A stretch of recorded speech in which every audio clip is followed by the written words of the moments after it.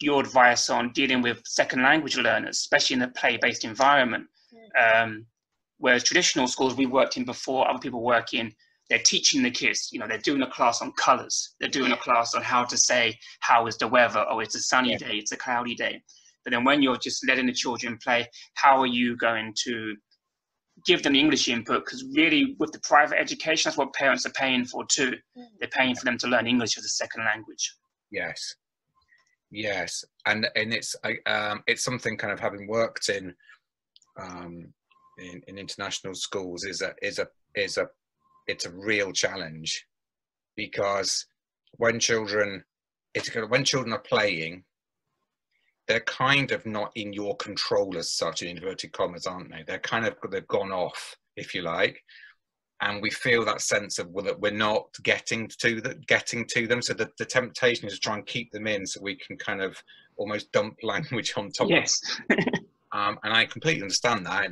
It's a real challenge. It's not to say that it's easy, but one of the things is about, as best as we can, it's why I'm so pro co-playing with children. So children don't go off away from you. You go with them. You are the co-adventurer into their play, and you're sprinkling the language over the top, because ultimately children pick it up through modeling, don't they? Yeah. Now, when like if you were with children whose first language was English, you'd have different models of language, different confidence within language that children, as they're playing, would. I talk very much about cross-pollinating. So children cross-pollinate with language, with skills, with risk, with roles, how to do things. Children watch one another, don't they? Because actually children learn more from other children than they do from us in terms of the skills. I greatly believe that. But the one thing is language, because it's kind of outside of their, particularly if it's a second language. So it's about trying to utilize as much as we can that co-play where we're going in and sprinkling, and then when we draw them out of play or out of co-play back into a carpet time session, which I call in kind of going playing out, not play, because you're not playing with children then. Instead, making sure that what we deliver to children at that point, it's a little bit like a base camp on the adventure, where you're pulling everyone back to base camp, draw breath, right, here's the next set of skills, and making that quite simple, and then off we go again. Now, I made that sound like it's really easy, but it's not. It really isn't, and I appreciate that. But I believe it's trying to get the balance. Children still need to have, because also what we're not doing is we're not just building children that can talk in English, we're also building identity, what children believe in themselves. And if we're forever pulling them off to come to me, come and learn this bit, we're eroding their sense of who they are, in terms of their competencies and what they can do. And to me, that's really important. That's vital. But I understand that parents aren't paying for identity. They're paying for, for English, aren't they, or second language. So I can imagine that the pressures are quite hard on that. But I would at least like to think that they could be explored in play. And as you probably both would hopefully agree, is that language is more meaningful when it's in play, because it's got the purpose rather than the worksheet, what is this animal? If we can go into the play and there are those things, then we can start sprinkling the skills over the top. But hands up, I admit it's not easy. But, should it be easy? I don't know. It's difficult. I definitely agree with you. And I've been thinking about my own practice in terms of, should I be doing more observations of children, or should I be more a co-player and let my other team be more involved in, okay, what are they doing? Looking more carefully at what they're doing, why they're doing it, to have that documentation. And then changing my role is, do I need to be the guy just sitting down and observing them, seeing what they're doing, or do I need to be the person who's actually playing with them? So they're getting that input. I think one of the things that I would, and again, it all depends on the school or setting that we work in and kind of what the expectations are. I think part of it is coming back to what our written observations do for us. If they move our understanding of children forward and they move our practice forward, then I would say written, you know, an emphasis on written, however that is, on photos or whatever, is really useful, like the documentation. And I know, of course, in Reggio, documentation plays a real central part, isn't it? Because what you're doing is, it's almost like, it kind of goes back to how I feel about children, is that children are trying to tell us a story about themselves. And our documentation, in a way, is they're kind of storytellers of their own adventure, if you like. And we are almost like in that privileged position where we can see the story unfold before our eyes. So what we do with that tends to be our documentation. But there can be a danger that if I'm forever with a piece of paper and a pen and it's like this, or I've got my iPad, and I'm creating that shield between me and the child or children, and sometimes children know that you're coming over to take that photograph, so it becomes, and again, there's no right or wrong, but it's trying to somehow get the balance. I personally really like dialogue as a means of documentation within the team that I'm working in. So I often believe if we write something down, sometimes it can just, it's almost like we're writing, as we write, that observation is dying because it's not going anywhere to a degree. But if I've got it and I'm able to talk to my colleagues about what I've seen, it's fresher, it's got, I don't know, to me it's always felt more alive by having the discussion. But that's not to say that you can't do the observation and then go and discuss with adults too. But there is a point where it gets in the way of play, and children no longer see us as players, and they see us as what we're trying to do. We're trying to engineer things so that we can, you know. And again, we will do it, but it's that really, it's trying to. I'm a great believer in almost not knowing where my iPad is, or not knowing where my pad is, or whatever I use, because I'm so immersed in the play. The magic of children has just swept me away. And what I'm doing is I'm learning all the time about children. So again, it kind of tips into the Reggio bit about researching with children, isn't it? We're researching children, and we're researching childhood itself. How do children use resources? So I don't know if I talk about it in the first book, but certainly I'm pretty sure I talked about it in the second one, about the seventh sense of children. And the seventh sense being the ability that children have to see the infinite universe in an object. So they don't just see a block. The block has that infinite. I mean, I'm actually currently writing another book based around it, which is called The Hidden Soul. And it's the hidden soul of objects that children see, but adults don't. It's a bit like if you have recycling, you know, a cardboard box comes, the adult sees a box. It's a box, and you looking to, it's a pain because you've got to recycle it. Now, if you're early years, of course, straight away you go, oh, I'll take it into school because the children can do things with it. But that's because we know that the children have got that seventh sense, because the moment you put a box in front of them, they will reimagine it. And you know, that's a very, you know, that's a very kind of Reggio idea, isn't it? And there's that lovely book. I think it's called Remida, which is a Reggio book, and it on one of the pages, it's like quotes from young children. That one of the children says, "Objects have the right to be whatever they choose," and I love that. I mean, that's not it verbatim, but it's something along those lines. And what we're doing when we're researching is we're seeing how children interpret the world. And as we then take those observations, it's almost like that. My belief is it kind of feeds into me. So the next time I'm co-playing, and I've already seen that children will transform certain objects in a way, and when I go and co-play with children, if that play just needs my energy as the co-player, I can take what I've discovered from children and bring it into the play of these other children, and these children will latch onto it more because it's not come from me, it's come from, the ideas have come from children. So I'm almost like a vessel through which children, does that make sense? Like they pass their energy through me onto other children. Yes.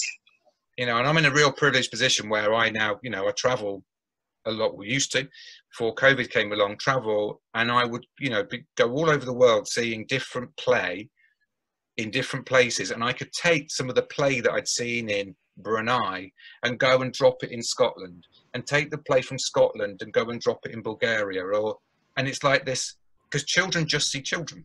Yeah. Ultimately, it's like it's the universal language of play, I guess. That was a really long-winded explanation of observations, but ultimately it's about why we take them and what are observations showing us. What are they revealing to us about children? Well, I was thinking, you spoke about your second book, which we haven't read yet. I read the first book. We've got a whole page of quotes, just in case we need to bring them up to you. Because like when I read your book, I read it on Kindle. I always have my Kindle, and it's just more highlighted and unhighlighted bits. Of just like quotes. You probably wrote more than I did, maybe. I don't know. Yes. But your second book, we wrote about your first book on our blog about why you would read it. Luckily, lots of teachers in China do speak English, so they can access your first book too. But obviously, many don't. What's the second book about? So the second book, it's called School and the Magic of Children, and it's kind of a companion piece of the first book, but it's talking about I talk about the soulification of children.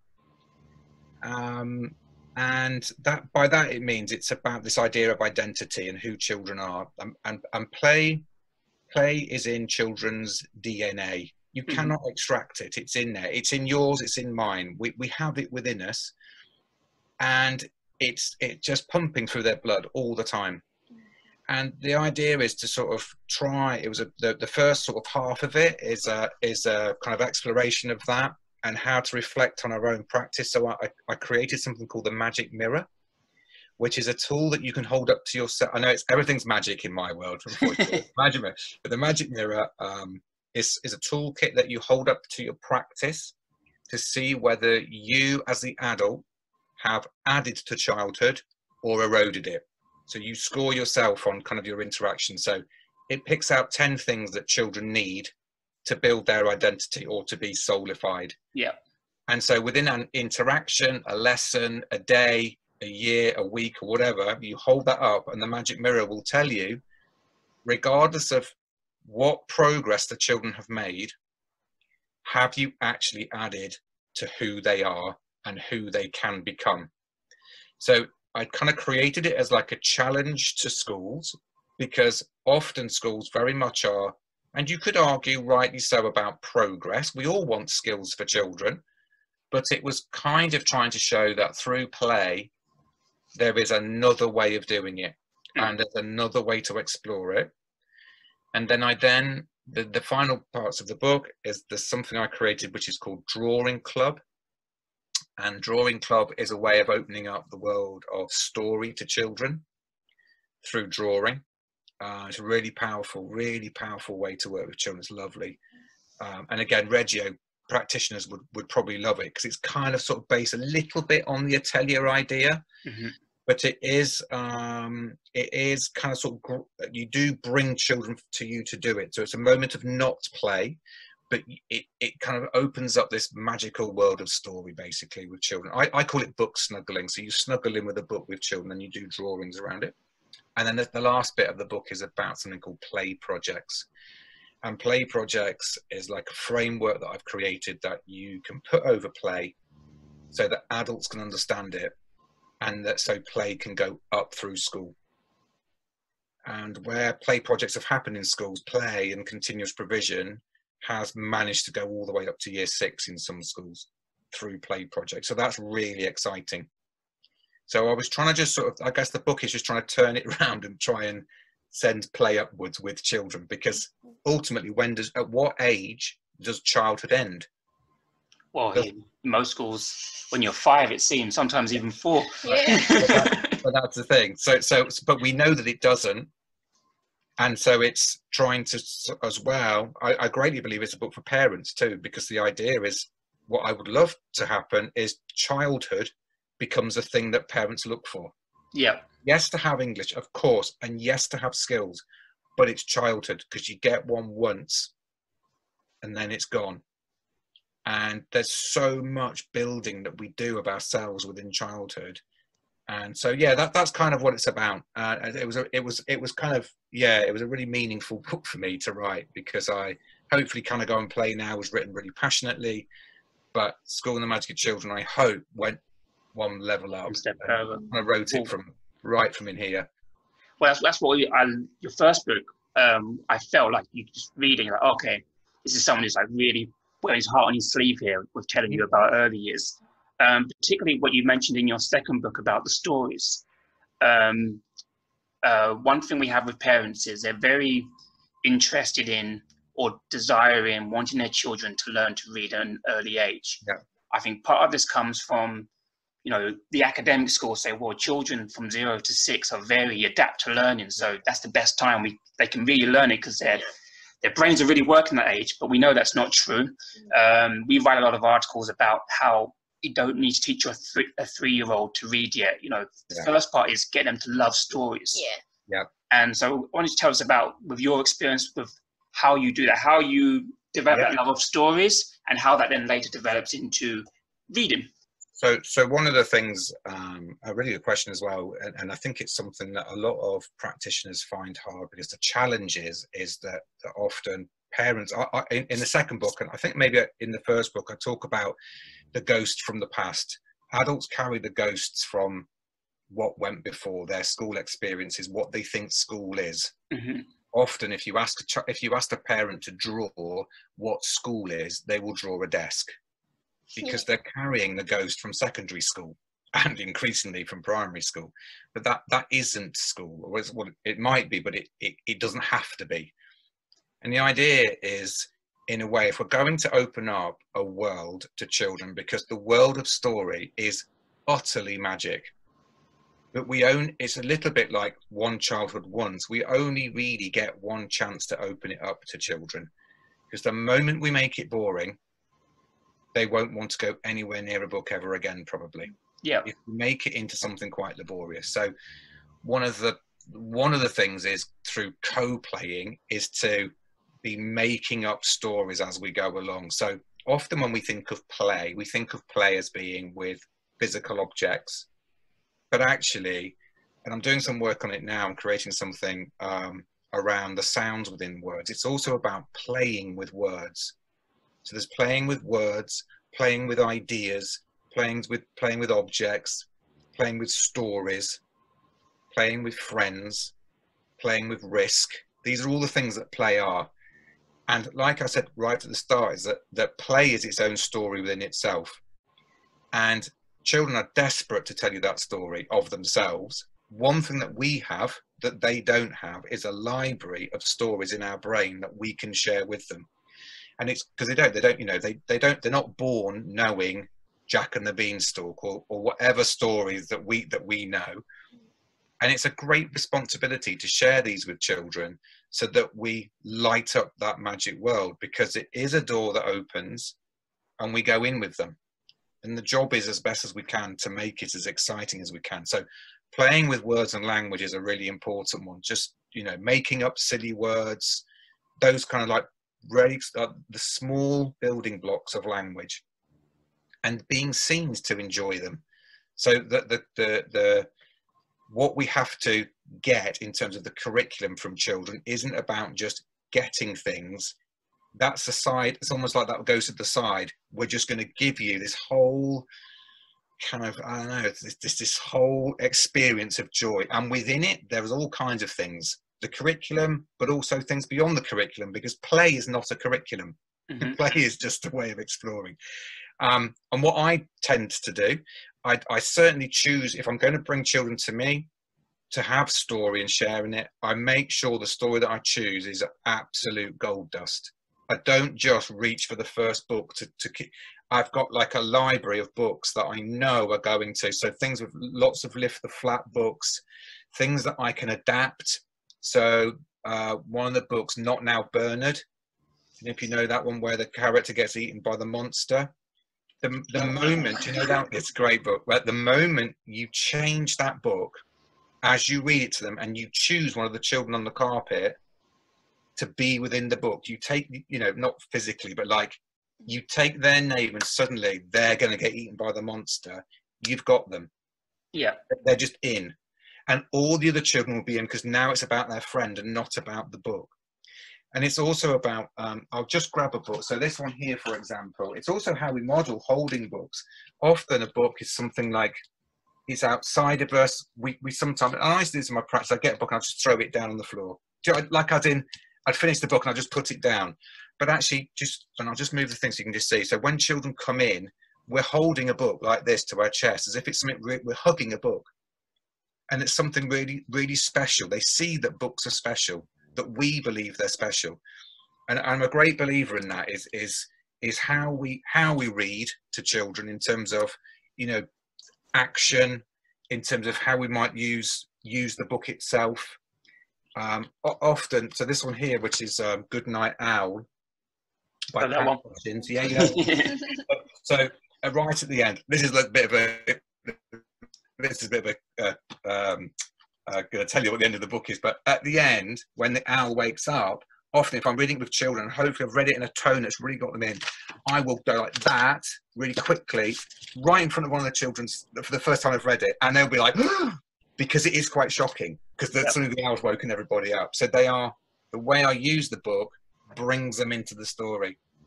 I also really like to have really good quality books around in my provision as well, because I've been doing a little bit of writing about it in the way that this one's not so good. Can I just get is it all right, just get a book and I'll show you? Yeah. So I'm also a great believer in getting lost in pictures. I think it's really important for children. So I'll just show you this one, for example. Books themselves. So this is a Ladybird book about trees. So I'm not suggesting it's for a 3-year-old, but 3-year-olds would look at it. I'm not going to read it. But I don't know if you can see there the beautiful picture illustration there. So here we've got the adult world, what the adult world is telling you about the book. So this is that the author, you know, telling you about the trees. But really, the beauty of Ladybird books is that you can daydream about that. Yeah. Massively, because I don't know if you can see, there's like some people sat under the tree, and I want to go and sit with them. So what are they eating for the picnic, and who lives in this tree, and what's over the hill, and how old is the tree, and is there a magic key that you turn and then there's a doorway to. So all of those things that children will do, but they might not tell us, but they will when they look at pictures. But it's about the quality of books that we have. Mm-hmm. I'm also a great believer in messaging with children. So that's in School the Magic of Children, and you can do that with 2-year-olds, and it's just amazing. Shall I tell you about the messaging? Do you want to know about that? Yes, please. Exciting. So I basically created something called the Message Center, and what you do is you do hiding and finding of messages with children. So the idea is you draw symbols. So I'll show you this one, which is that there. See that there? Yep. That becomes the secret symbol, and you just say to one of the children, would they like the secret symbol? And of course they don't know what the secret symbol is, but they will want it, because the teacher, the co-player, if you've got this culture of co-playing, and if you say to them, I'm going to put it in the Velcro of your shoe or in the lace of your shoe, and you pop it in and you say, but don't show your best friend over there, what will the child do? Probably show his friend. Yeah. But you want him to, or her to. You want them to. Because the friend will come over, and what will they want? They want to see it. They want to see it, but they will want one for themselves. And then you go, okay, so I'll draw you this. So you draw it again, give it to them, but you say, well, whatever you do, don't go and show your best 2 friends over there. And of course they'll do it. Then those 2 will come over because they want one. And then that's where you get pieces of paper. You have what's called a message center, which is basically a writing table, but you have it right in the middle of the room because it's important, and you're going to have joy about mark making, because let's not be, I'm a great believer in not being afraid of mark making or mathematics or writing. It's a joyous thing to have. It's an amazing gift to give children.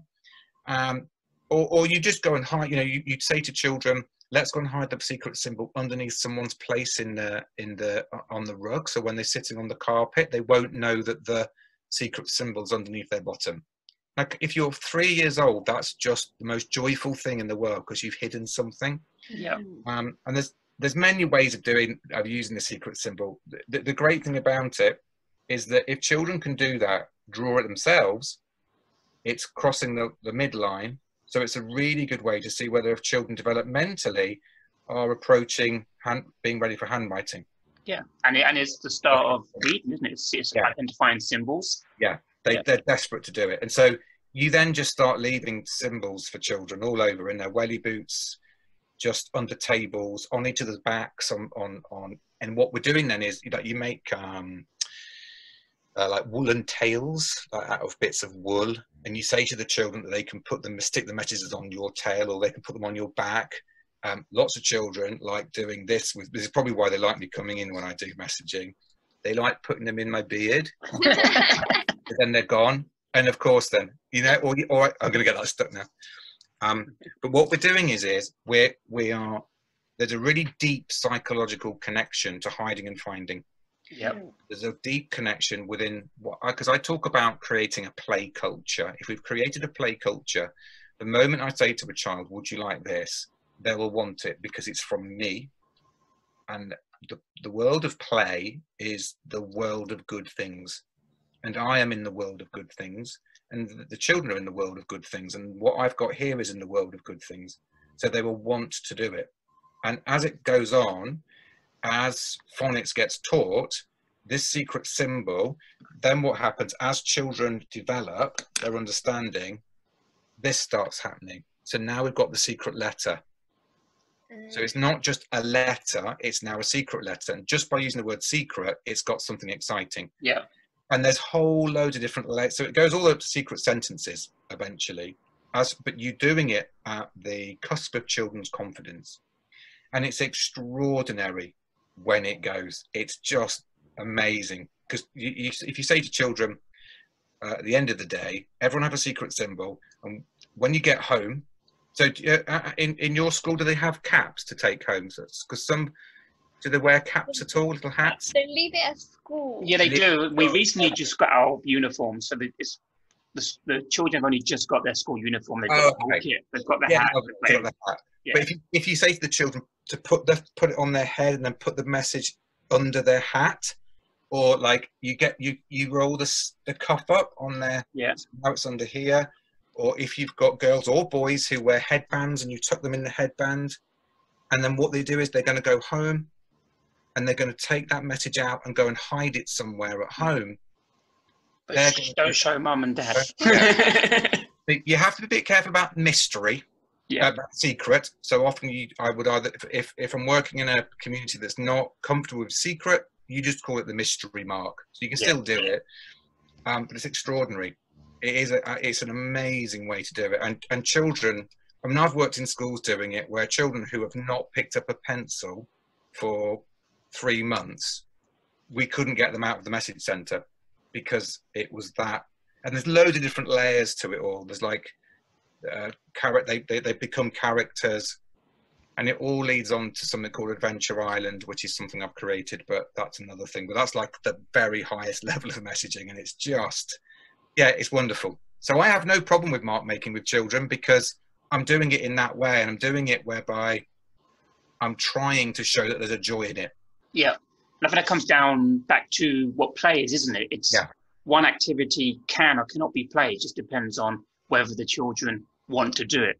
Absolutely. If you're making them do it, it's not play. But if they want to do it, then it's play. There's no like, oh, they shouldn't be writing yet. That's not play. That doesn't matter. As long as they want to and they have a desire to do it, then they're in play. Absolutely. And when you're in play, what messaging does eventually, it transforms into magic spells. So what happens is that let's say children are playing with a cooker, then it's that switches the cooker on. Okay, yeah. So the message transforms something. So if they've built something, they've built a rocket, say, then they'll, and again, this could be a sentence, it could be anything, depending on the level that the child's working at. And this is where progress comes through play, because you're always working where the children are at. So, but let's say there was this, and it would be this that would make the rocket launch into space. And without it, it won't launch into space. And if you've got a play culture, the children will believe you. You're not tricking them. What you're doing is you're making a real purpose for mark making. And they'll just, so you can say to them, you can do it with numbers. You can go, did you know that every single rocket, so that the oxygen tanks work, have to have the number 100 on it somewhere? And they'll go, oh yeah, great, go on then. And I'll either model it or they will go and do it. And the reason they'll do it is because they've built the rocket and they're emotionally connected to the rocket. And so what it does is with messaging, because we can talk forever and a day about whether it's appropriate for 3-year-olds and 4-year-olds and 5-year-olds to read or write, but I'm not in any position to change it. I can't stand up to my school or my education authority and go, well, do you know what? It's too early. I'm not going to do it, because I would lose my job. Yeah. Also failing the children, because they're going to go through a system where they do have to do it. So it's about trying to find ways to make it at least super exciting. Yeah. Which is kind of what the message centre is. It is a really lovely way to work with children. And then would the children do that as well? Would they then use the symbols, the secret messages, and then make their own, oh, this, I made this, and this will make the rocket absolutely into 3 pieces, whatever it would be. So a secret symbol can even just be that. It can be anything, depending on what children are at, you know, what level they're at. You know, I've even given children pieces of paper that big and said to them, and you'd only do this for children that are ready for it, and that's the thing, but you would say to them, okay, on there, to make your like if they've built a den, you'd say, did you know that every den has got a secret password to get in through the force field? And because I'm the co-player, they will think that there's a force field. They'll want a force field because a force field is really exciting to have. And you just say to them, but it's got to have a secret sentence. And children will try and write a secret sentence on that piece of paper, really, really small, because they want to do it. So then you've got fine motor, and on and on it goes. It is really exciting. It is a really exciting way to, and thankfully, lots of schools are exploring the message centre at the minute, and you know, the joy is just spilling out of them, because they can't stop children from wanting to mark make, because suddenly it's become part of the play. That's really good. Center. I'm going to steal that idea if I ever get back to China. No, spread it. It's a really, really wonderful way to work with children. It really is. I can guarantee if you really get into play it, and it fits beautifully with Reggio along the way, because you're just in with the children, and it's about the joy. Is the Adventure Island, is that connected to your Play School TV? Yeah. It is. Yes. Because we watched a few videos. We didn't know about it until maybe a few weeks ago, when I said to Mickey, oh, you should read this book. And then I think we followed you on Facebook, and then we saw like the links to the Play School TV, which is really interesting, because that's similar to the symbol making. I saw, you know, you're going into the trees, you're finding letters on like natural materials and things, and introducing that with the stories with your dogs. So, so it's kind of that in a way is an attempt to demonstrate to educators as well as children that play, within the essence of play, there is everything. If you drew a circle and you said, put everything that you want for children, where would it go? In the circle of play or outside of it? It would all come in the circle of play. There's nothing you can't put outside the circle of play. It's got everything from well-being, health, mindfulness, joy, physicality. It's got everything. And it's also got learning when we go and co-play. So the idea is that the dogs are kind of like my children, because they're the ones that are inquisitive. And you've probably noticed that Epi, the little brown one, is always with me. And Bonnie, my Jack Russell, just always goes off. I'm always talking to her off camera. Wherever I set it, because I have to do it, I normally do it in one take, in one shot. And normally as soon as I get the camera out, she just walks off. But the idea is to model to educators how to do messaging. It's like this magical bit. But Adventure Island itself is an approach to outdoor learning, but it also comes in whereby what you do is you create a magical world of imagination and you go and explore it together. So it's like a map that exists outside in your outdoor space. And the beauty of it is you don't need any money. It literally costs nothing to do. And you just raise this landscape out of the ground, characters start populating it, and it's I mean, it's something I'm insanely passionate about. It's just a beautiful way to work with children, and it can be done. There's quite a few schools now that are interested in adapting it for the whole school, up to year 6 to 11-year-olds. And I've got kind of lots and lots of plans for Adventure Island. It's going to hopefully become my life, because it's just something that I don't know, there's something magical about it. It's kind of taking this, like the magic of going into a storybook. It's kind of basically like a living storybook ultimately. So I'm glad you've enjoyed it. It keeps me occupied. I think the dogs are really tired from walking around so much. Well, the perfect length, they're only like 5-10 minutes. Yeah, 5 minutes. Nice and short, which is, well, lots of parents in China always ask us, we want resources. How can we, they'll watch Peppa Pig, for example, because that's in China, they'll do that stuff. But I thought, this is something a lot of parents would really like, because one, you're giving them also what they consider the academics, you're giving them some phonics and letters and numbers and stuff. Yeah. But then you also give them the nature and there's English too as well. And it's all very simple and easy to follow. It kind of gave me memories of watching Fred Rogers, it's kind of very nice. Natural, no cartoons, nothing funny, just people and nature. Yes, it's very much ensconced in the idea of simplicity. Lots of the world now is very, very fast. Children seem to want to, it's all on phones and digest really quickly, but it's kind of the idea is just to slow it down. So there's several episodes where there's a really beautiful family of deer live in the woods, and there's one little deer, what would you call it, a fawn, who the farmer rescued it from the field when he was about to do some combine harvesting. And anyway, he noticed the deer had just pretty much been born, was lying in the field, so he picked it up and moved it into the wood. And it seems like ever since that's happened, that little deer is really fascinated by people. So whenever I'm filming in that particular part of the wood, she or he comes over to us, and it's just, I don't know, it's just like time stops and there's the deer. And it's kind of that feeling that I'm trying to get, that it's just some simplicity, because ultimately that's what play is. Play is very, very complex, but it's also got a simplicity. And it's being open to the simplicity and it not being like with learning, and trying to show that when you play, you can take learning anywhere. So like there's no episode where it's just maths. There'll always be language and language, a little bit of maths, a little bit of writing, maybe a bit of reading, bit of conversation with the dogs. It's all, because that's what play is. It doesn't just go, well, I'm only going to do this. It does everything.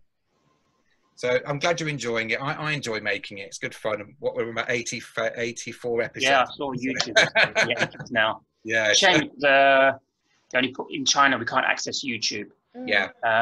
So it'd be great if we could find a way to get some on a platform where Chinese people can see it too. Yeah. No, absolutely. It's something to try and explore. That I do have. I have got a subscription magazine that goes with it, which is it's like £3.50 a month, but it's for schools to buy, and then they can go and share it out, so that parents don't spend £3.50 each.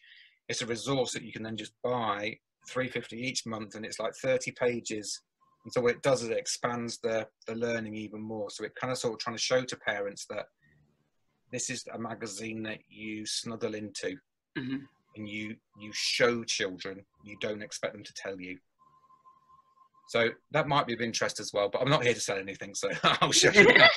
But if you know people that would be interested in translating it, or then I'd be really open to the conversation, because it's out there. I created it for free while I'm in lockdown, and it all feeds into Adventure Island. So the more that find out about it, the better. Yeah. So that play can help children develop mentally, physically, all aspects you mentioned too. But it's difficult for parents and some educators to understand that. They will they always want to see the result quick. Okay, children learn this month, children learn that this week. So how can we letting the parents and educators to know more about how play help the children? Even though some educators we met, they believe play is very good for the children, but they still will give up on the pressure parents give them. Okay, because parents want to see that their children learn like phonics like in this month, so I have to teach to make the parents happy. So do you have any like advice for these like educators? Like, one of the things, and it is really challenging, that is really hard, especially when you work for a school where you are there because you're ostensibly being employed by the parents to a degree, aren't you? As in the funding's from the parents, so that, you know, they want a certain experience for their children. I think one of the things that I'm really passionate about is trying to demonstrate to parents the need for children to have a childhood, and it's about trying to take them back to their own childhoods. And what was it about their childhoods that was so magical? And even if you haven't had a great childhood, because not everybody does, I would think, I would hope that parents would want a different experience for their children. Yes, we want children to be able to read and write. Of course we do. But everything in time, when children are ready. It's this whole idea of the readiness.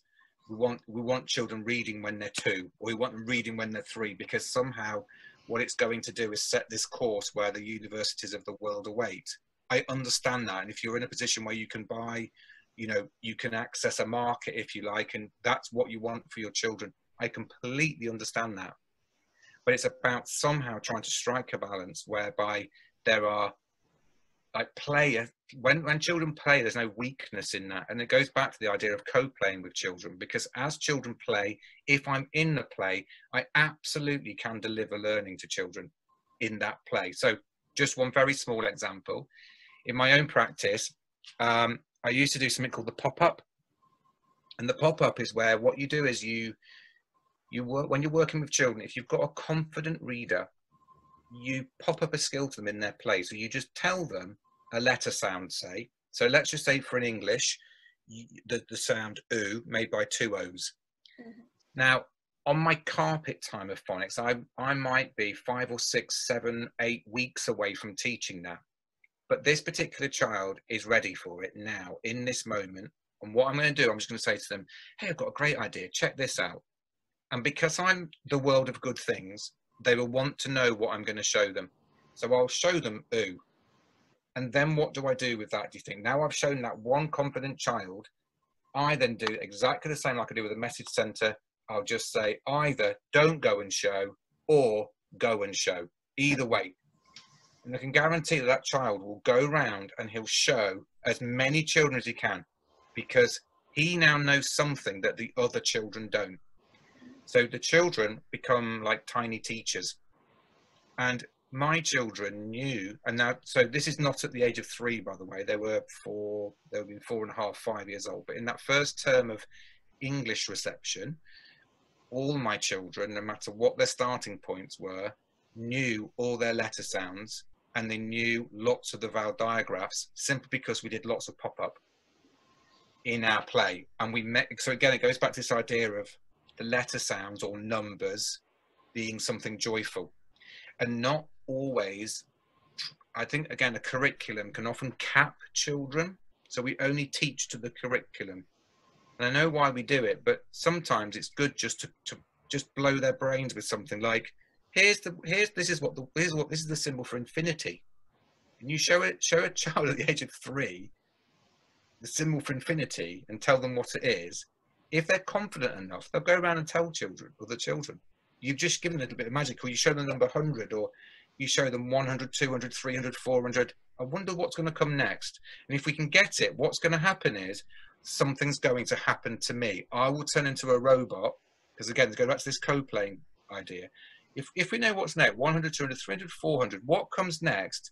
If you know what it will be, I will turn into a robot. Will the children want to know what that next number is? Even if they're 5, even if they're 3 years old, they will. And of course, then you turn into a robot. And what you're doing is then you're showing the children that this learning has these magical properties.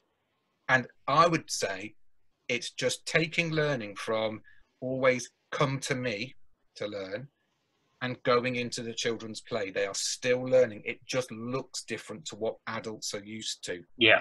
But I appreciate if you teach a children something, in theory, they might know it, but they're not going to feel it. They're not. And especially in times like COVID-19, they'll probably forget it because you just rotated it to them. But on that practice, I'm not criticizing, you know, it's, I understand the pressures of it, absolutely. But it's trying to have the dialogue that through play, learning happens, and it's like big learning. And it's then at those times when we do not play, making sure that what we teach goes into the play. So I talk about like tight teach, open play. So we teach a particular skill, and then bang, we're into play, and anything can happen. And then that probably doesn't answer the question particularly, but hopefully it does kind of show that if we open up a dialogue with parents about their own childhoods and what we believe play isn't just about running around and having a great time.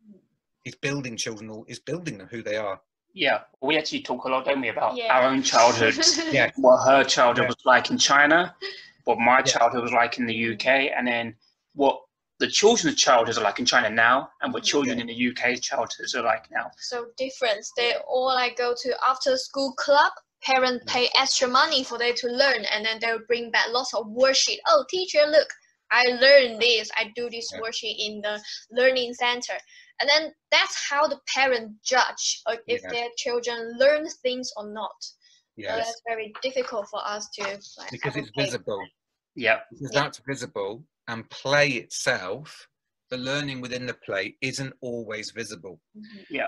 But that's where if we create this culture in which messaging is embedded, it's amazing what children will show, because what they'll do is they'll grab, it just becomes part of their play. And then often parents are quite happy because they go, oh, okay, I didn't know they could do that. But it's because they're doing it in play, and play is just like this, you know, big explosion of skills.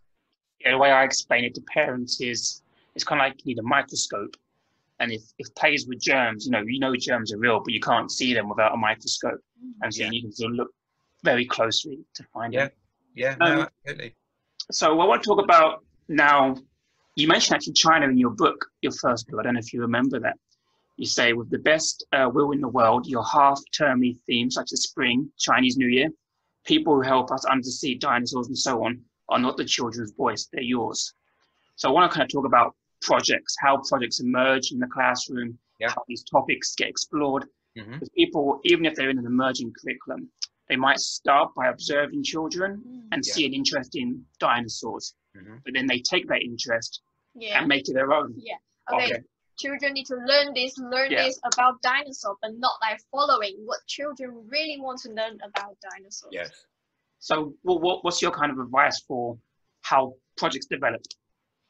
Well, a really good question. So one of the things that I again, it goes back to this idea of the tight teach and open play. When children are playing, I like them just to explore what they want.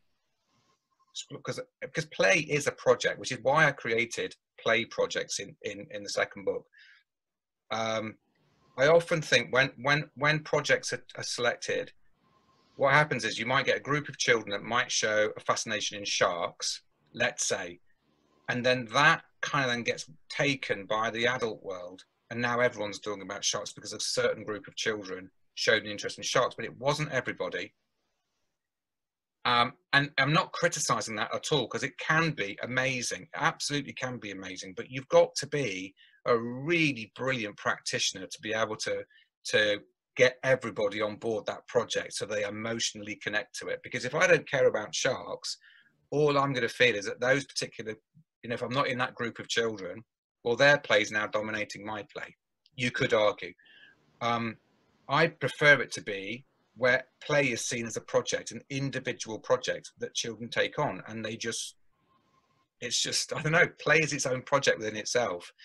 That's personally how I felt I got the very best out of children, in terms of giving them a day that was their own adventure. Now, the only project I probably would do is Adventure Island, and that's where I am raising it out of the ground for children, but they want to go there because it's this magical world. They don't have to go there, but I've yet to meet a child that doesn't want to go there. Yeah. Not like, you don't have to do Adventure Island children are not told to do it, you're just almost just showing it to them. I again, with projects, often what happens is, and let's just use Chinese New Year for example. What happens is a school term is divided up into school year is divided up into terms and half terms, and it's only natural for adults to go, well, I've got 6 weeks, I need to fill it with something. So they fill it with something, but what they do then, they just fill it with Chinese New Year. And what they do that because within the curriculum it talks about an understanding of other cultures. But they'll do Chinese, and it is like doing Chinese New Year for an entirety of 6 weeks, but within 2 or 3 days, most children I know, they're done with it now.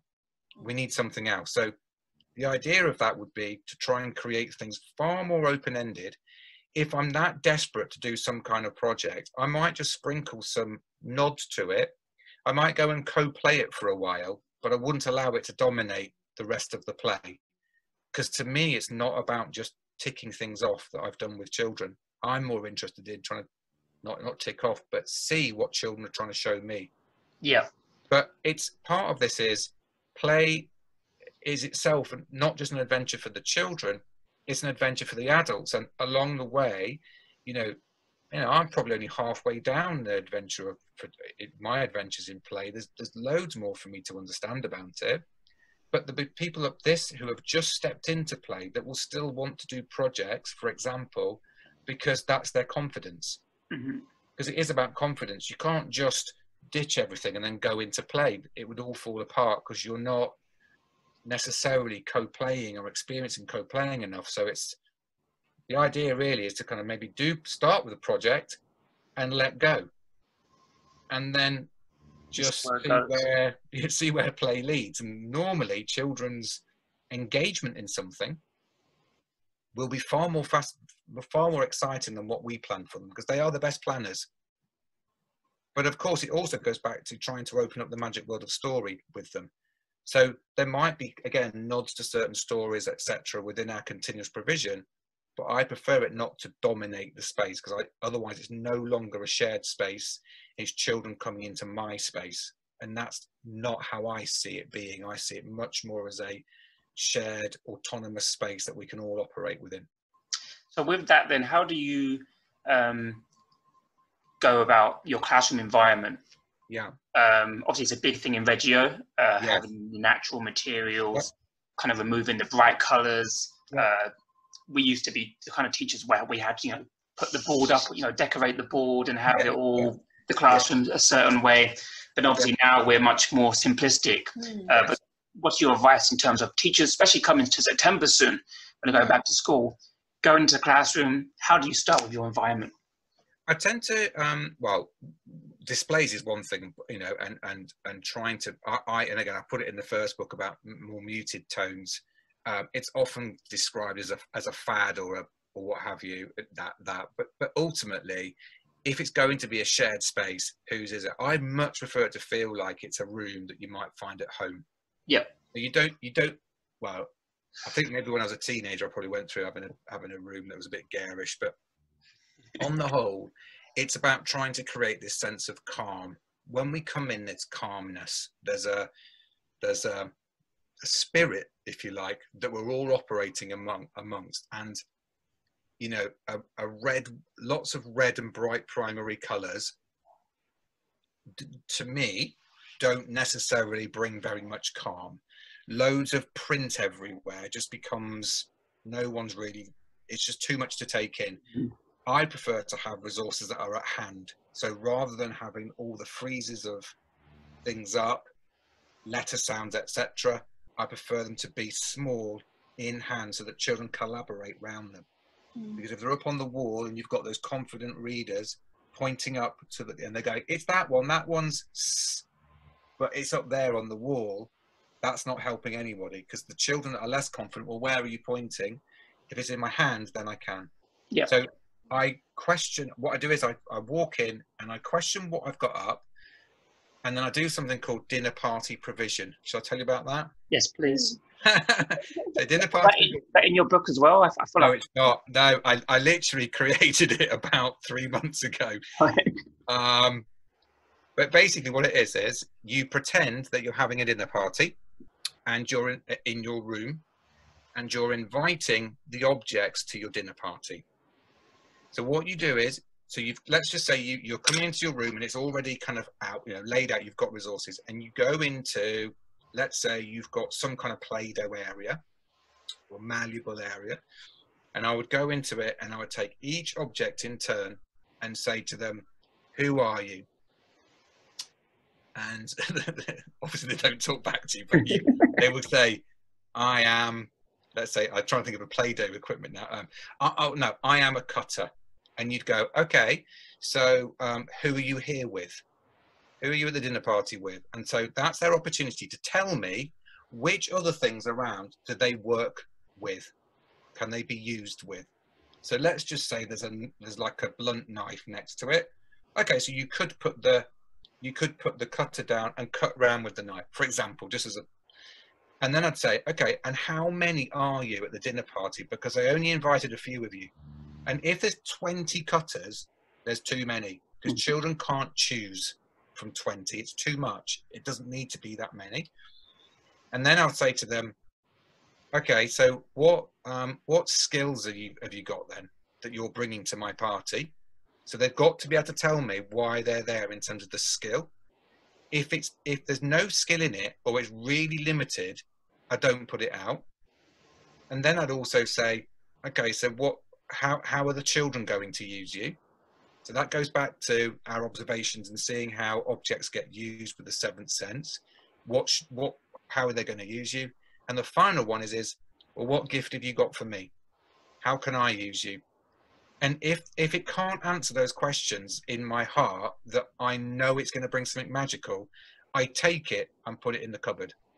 I don't keep it out. So I literally go round each area asking what resources are supposed to be there, as if it's a dinner party. And I know it sounds bonkers, but it's a really good way just to interrogate what you've got in your room. I'm not afraid of plastic stuff. It doesn't bother me, only if it is welcome and invited to my dinner party. If it works at my dinner party, come on in. But if it doesn't, out you go, because you're not welcome. It sounds a bit brutal, doesn't it? Yeah. But it can really work, because what you're doing is you're reflecting on how the objects can work, not just for the children, but for you. And I think that's one thing that often gets overlooked when we think about continuous provision.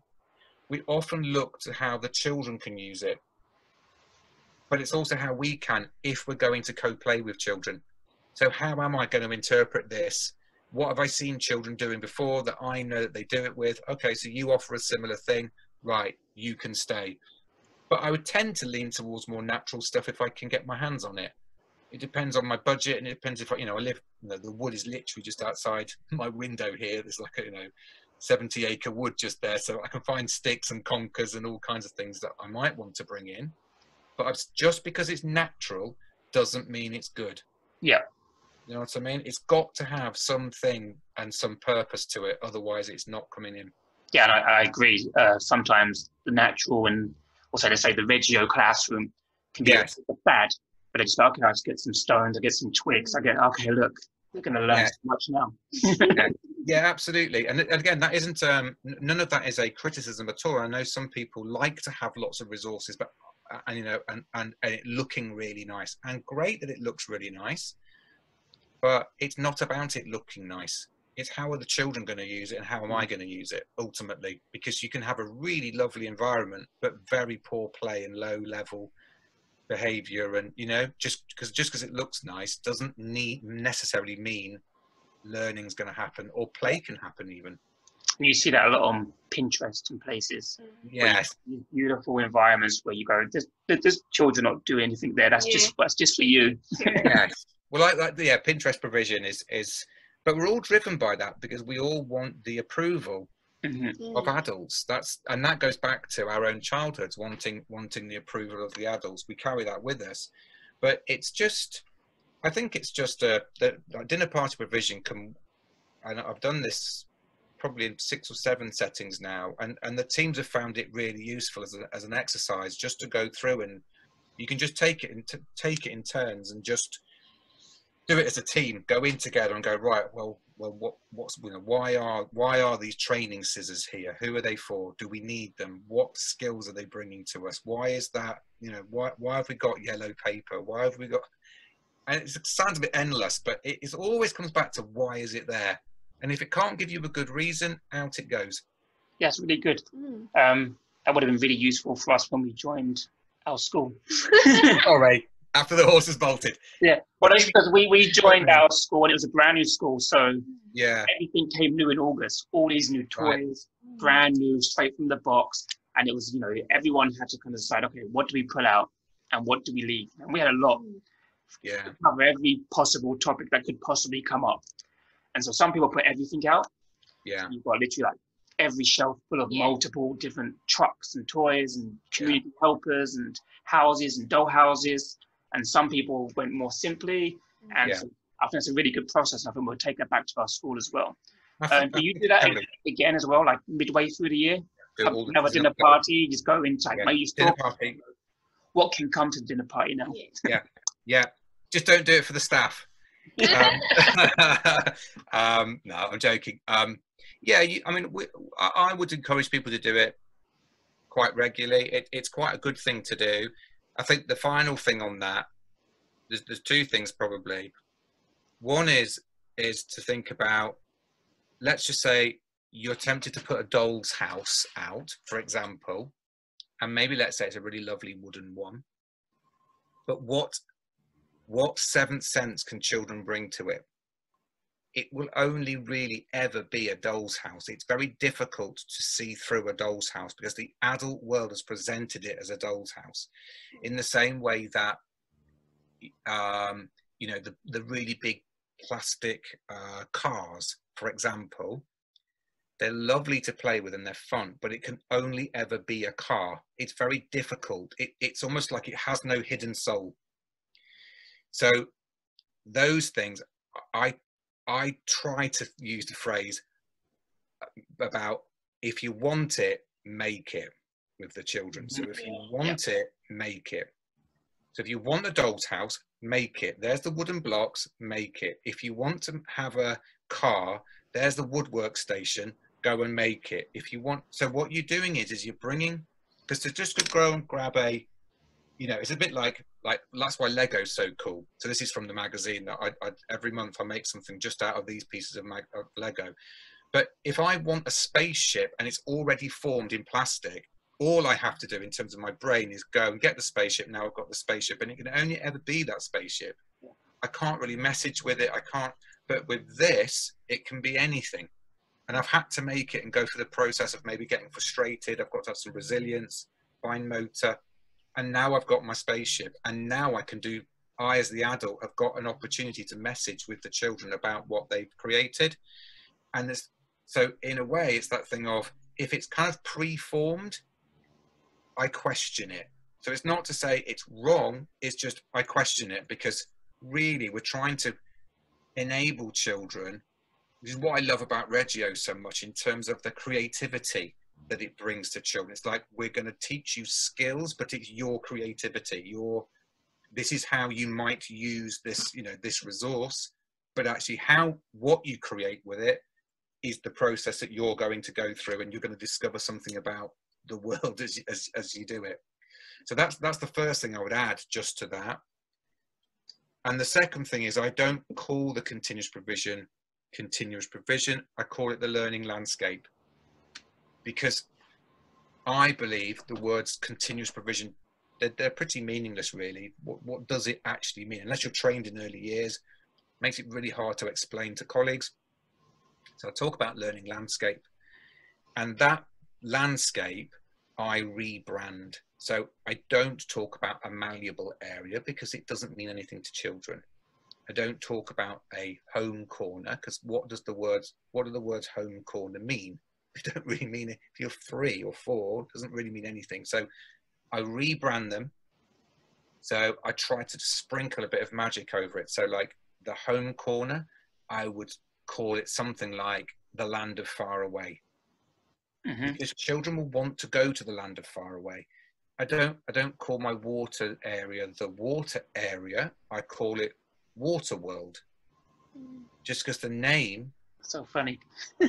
is tempting you in, as it's suggesting that something magic is going to happen. Yeah. Whereas water area, it's a bit like, so the message center is a rebrand of the writing table. Because if I say to a 5-year-old, let's go to the writing table, Yeah. they're just going to look at me and go, really? If I say really enthusiastically, to the message center, let's go, they're away. They're going to come. They're absolutely going to come. Really funny, on the same page, because we've been planning our summer camp for our school, and then one of the weeks we were planning was the water week, and we called it water week. Yeah, lovely. Fantastic. There you go. Yeah, it's that principle. You know, it's like you. I used to call my carpet time Carpet Kingdom, because I want you to come to somewhere special. It's not just this. You know, if I'm gonna take you away from your play to come and do something with me now, all together, come to my kingdom. Come to Carpet Kingdom. Yeah, we call ours morning meetings, which I really don't like. It's so formal, isn't it? Yeah. Why we have a meeting with children? Yes. So it's that part of it is looking at the language that we use. So that's another tip that I would pass on. That's really good. I think that would really help teachers too. Yeah. Any more questions? So I think like we talk about like dinner party. Now I want to talk about end of year party. You know. End of year parties. Yeah. So it's basically just like the graduation celebration. You know, K student, they're moving up to grade 1. You know, I'm not sure if UK would do that, but in China, lots of the preschool will do that. So they literally take away children's 1 month of playtime or study time. Yeah. Let the children practice, rehearsal, and then choose one day, let the children go on the stage and then perform, and then that's it. So what do you think of this like end of year party? Do you support that?